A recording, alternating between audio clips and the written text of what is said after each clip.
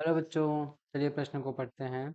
मेरुरज्जु की संरचना एवं कार्य समझाइए। मतलब हमको क्या बताना है, मेरुरज्जु की संरचना और उसके कार्य को बताना है।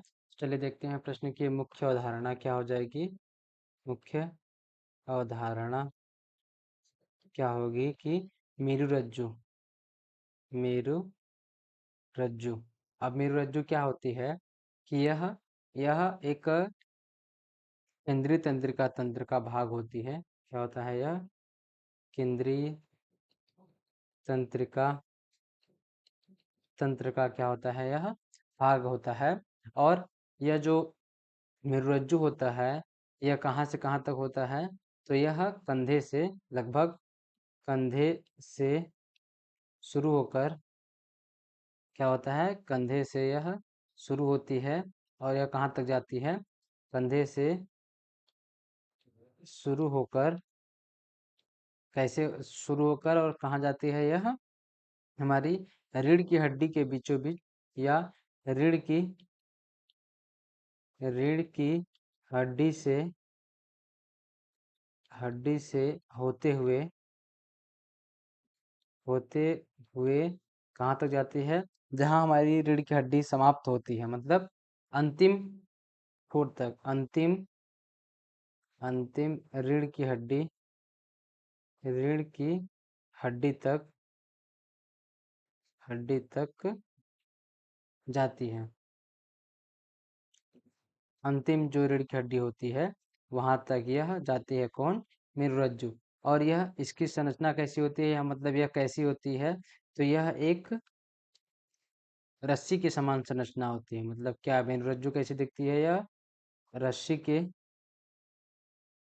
रस्सी के समान दिखती है या रस्सी के समान होती है। अब ये जो संरचना दिया गया है, यह जो मेरुरज्जु होता है उसका अनुप्रस्थ काट है। अनुप्रस्थ काट करके हम देख रहे हैं, तो इसमें क्या देखते हैं कि सबसे ऊपर का ये जो हिस्सा इधर का दिखता है, ये वाला हिस्सा, यह क्या होता है? ये होता है पृष्ठ विदर। और इधर नीचे के साइड ये क्या होगा? अधर विदर। क्या? अधर विदर। और क्या होगा? अब इसके चारों तरफ क्या होगा? एक सुरक्षा के कवच होगी। तो जिसको इसको क्या बोलते हैं हम? मृदु तानिका। मृदु तानिका। और मृदु तानिका के अंदर क्या होगा कि दृढ़ तानिका। इसके अंदर क्या होगा? दृढ़ तानिका। और फिर जो इधर है, इधर ऊपर की तरफ हम क्या देख रहे हैं? ऊपर की तरफ हमारा क्या है? पृष्ठ है। तो ये जो हाथ की जैसे संरचना दिख रही है, ये इसको क्या बोलते हैं हम? पृष्ठ मूल। ये क्या होता है हमारा? पृष्ठ मूल। और जो इसके नीचे है एक संरचना, ये जो ऐसे उंगली के समान प्रबद्ध करके दिखाई दे रहा है, वो क्या है हमारा? पृष्ठ श्रृंग। अब ये पृष्ठ देख रहे हैं, तो ये जैसे उभरी हुई संरचनाएं दिख रही हैं, ये चीज, ये क्या है? हमारे पृष्ठ श्रृंग। क्या है यह? पृष्ठ श्रृंग है। अब ऐसे ही जस्ट संरचना कैसी होगी नीचे, मतलब अधर साइड में? तो अधर साइड में क्या होगा? तो ये जो श्रृंग है, इसको क्या बोलते हैं? अधर श्रृंग। क्या बोलेंगे हम? अधर श्रृंग। और ये जो बीच में संरचना है, ये इसको क्या बोलते हैं हम? केंद्रीय। क्या बोलेंगे हम? केंद्रीय नाल। ये क्या है हमारा? केंद्रीय नाल। और जो ये संरचना इधर की है, इसको जैसे कि हम इसको क्या बोले थे हम कि पृष्ठ मूल। ये क्या है हमारा? पृष्ठ मूल है। कौन सा मूल है यह? पृष्ठ पृष्ठ मूल। अब इधर अधर मूल है। अब इसमें क्या होगा कि एक द्रव्य पाया जाएगा। उन द्रव्य को क्या बोलते हैं हम इनमें?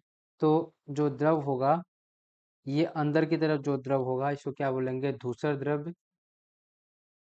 धूसर द्रव्य। और जो बाहर की तरफ द्रव्य होगा, उसको क्या बोलेंगे हम? श्वेत द्रव्य। श्वेत द्रव्य। तो ये क्या है हमारा? एक क्या है ये? मेरुरज्जु की संरचना। ये क्या है हमारी? मेरुरज्जु की संरचना। मेरुरज्जु की संरचना। और हमारे प्रश्न का अगला भाग क्या है? इसके कार्य को बताना है। तो मेरुरज्जु की संरचना को हमने देख लिया, अब इसके कार्य को देखते हैं। तो क्या देखना है हमको? मेरुरज्जु के कार्य। तो मेरुरज्जु के कौन कौन से कार्य हैं? तो दो कार्य के बारे में हमको बताना है। तो चलिए देखते हैं। पहला कार्य क्या है कि यह प्रतिवर्ती क्रियाओं का नियमन करता है। क्या करता है? प्रतिवर्ती क्रियाओं का नियमन करता है। और क्या करता है यह जो संवेदी अंग होते हैं, संवेदी अंग, उनसे क्या करेगा कि सूचनाओं को कहाँ लेके जाएगा? यह सूचनाओं को मस्तिष्क में लेके जाता है। कहाँ? मस्तिष्क में।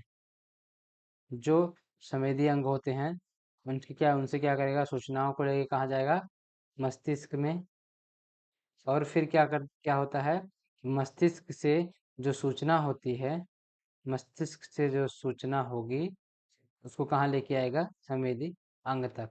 तो ये क्या है हमारे मेरुरज्जु के कार्य। आशा करते हैं आपको दिए गए प्रश्न का उत्तर समझ आया होगा। धन्यवाद।